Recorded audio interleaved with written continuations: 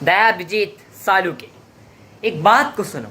इस देश का सबसे बड़ा राक्षस खत्म हो गया है, जिसका नाम था आईयूपी, आ गैंग का लीडर। उससे कितनी तबाहियां मचाई, कितने जिंदगी को उजाड़ने की कोशिश की, लेकिन उसे क्या मिला यार? फाइनली मौत, मौत, मौत। वो अपने आप को मौत से नहीं बचा पाया।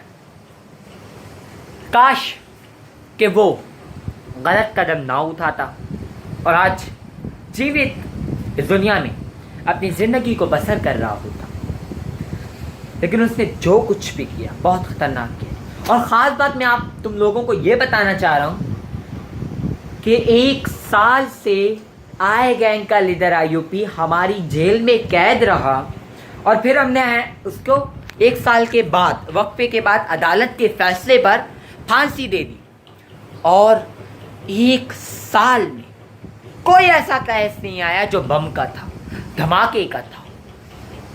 कोई ऐसा केस आया ही नहीं, हमारे पास रिपोर्ट ही नहीं हुआ कि उसके घर में धमाके हुए हैं, कि उसके घर में बम फूटे हैं, कि उसके घर में समस्याएं।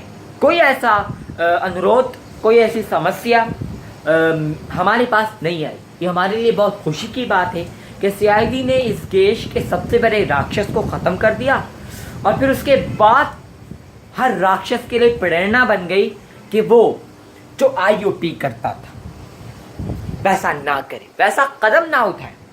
तो सबके लिए बहुत बड़ी ये समझदारी बात है। बाकी तो जैसी जिसकी सोच, वो अच्छा करेंगे तो हम उनके दोस्त हैं, अगर वो बुरा करेंगे तो हम उनके दुश्मन। इस देश के लिए हम अपनी जान को कुर्बान कर देंगे, लेकिन इस देश को तबाह कभी नहीं होने देंगे, कभी भी नहीं। हाँ सर, आईयूपी जब फांसी के फंदे के कुछ देर करीब था तो वो माफ़िया मांग रहा था हमसे। तब भी उसने ये एहसास नहीं किया कि माफ़ी हमसे नहीं, ऊपर वाले से मांगो। वो अगर खुदा तुम्हें माफ़ कर देगा ना, तो हम तो फिर एक बंदे हैं, तुझे फांसी कैसे हो पाएगी?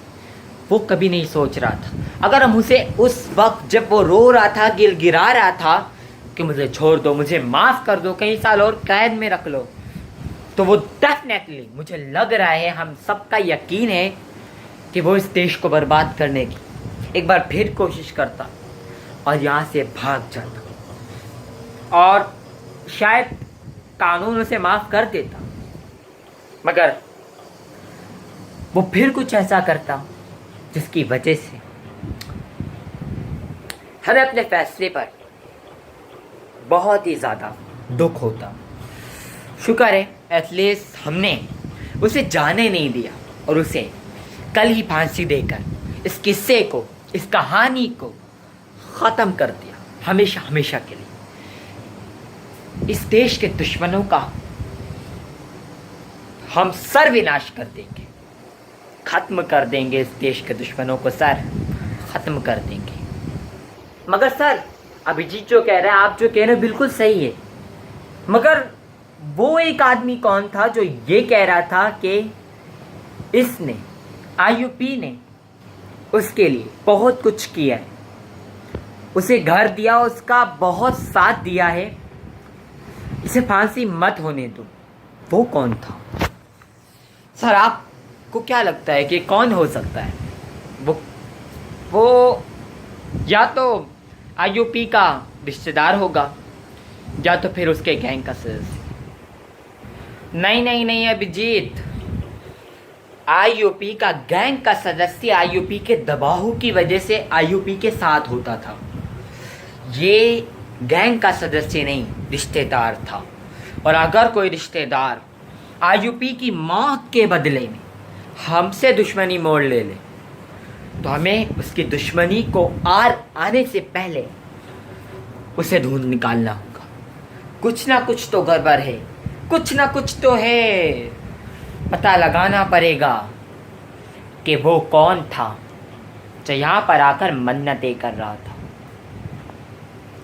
हमें एक बार सीसीटीवी फुटेज को देखना होगा कि वो कौन था जो हमारे सामने दया की भीख मांग रहा था कि इसे फांसी मत होने दो, माफ़ कर दो इसे।